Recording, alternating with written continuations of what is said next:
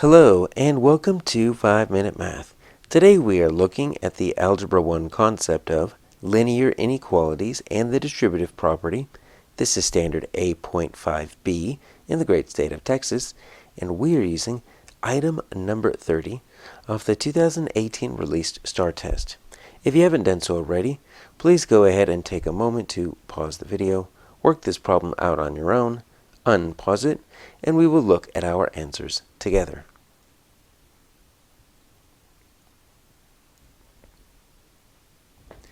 So we need to find the solution set for this, and we actually don't even need to use the distributive property. The distributive property is something when you see an expression like x minus 1 inside of parentheses, and then you need to multiply it by something on the outside like this 2, but we don't see that over here. All we see are the x's on the left. I got negative 4x's on the left. I've got 5x's on the right. I'm solving for x, so this is going to be a little bit more straightforward here. So what I need to do here is I need to solve for x. And even though I'm not going to distribute, I am going to write down our little saying that we use. Don't call me after midnight. We don't need to do the first step, distribute, because we don't have any of the distributive property evident on either side of the inequality. And we actually don't even need to combine any like terms. So when we say we combine like terms, sometimes you might get a plus 55 and then a plus 9, and you just need to go ahead and combine those two constants. Or you might get a 5x and a 9x on one side, and you need to combine all the x's together. But we don't even have that. So those two are not necessarily applicable, so we just need to move. Step 3, if we were to do all 5 steps here, is to move all the x's together, and you want them to stay positive. So I've already got a 5x on the right. So if I add 4x to both sides,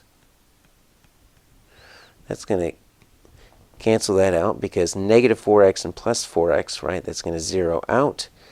And so that is going to leave me with, I've got 10 over here, got 9x plus 55. So all of my x's are together, all 9 of them, and they're positive. So now I need to isolate this variable, and I need to add or subtract. We're going to do the inverse of our order of operations. Add or subtract is going to be the easiest to get rid of first. So this plus 55 is hanging on to the 9x.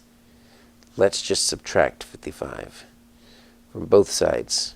Whatever we do to one side, we need to do to the other side.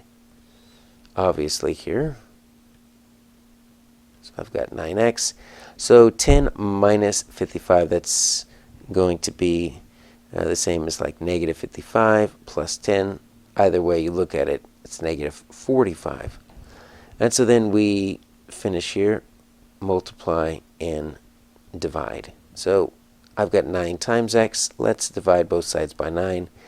That will make that into 1x, or simply x. And that's going to be negative 5. So that works out nice. Now, the x is on the right. We always want the x on the left.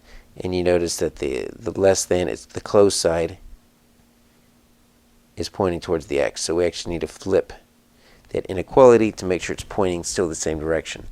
So we see h as an option there. X is less than or equal to negative 5. So let's just pick any number just to verify. Let's do 6. X negative 6. Since that's less than negative 5, we should get a true statement. So that's going to be negative 4, negative 6, plus 10 greater than or equal to 5, negative 6, plus 55. And then we just simplify. So that's 2 negatives. That makes a positive 24, plus 10 greater than or equal to negative 30, plus 55. So 34 is greater than or equal to, that's going to be like 55 minus 30, 25. Positive statement, so that checks out. So here we go. X is less than or equal to negative 5h.